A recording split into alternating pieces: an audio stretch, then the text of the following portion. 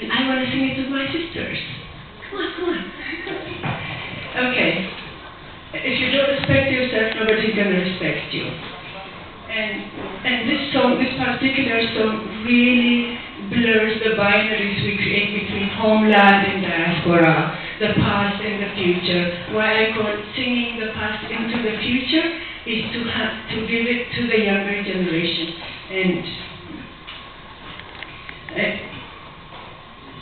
people have been talking about mental genocide in the morning and liberation of the mind and everything. This is the beginning of liberating our minds, revaluing what has been devalued, reclaiming what has been rejected.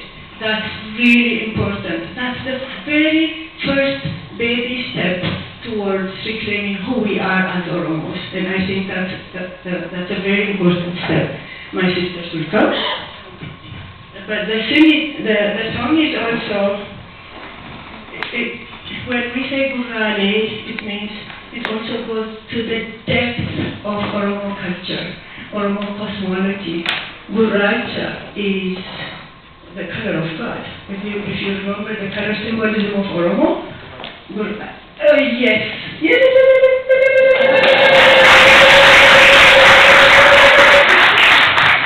Guracha is Waka.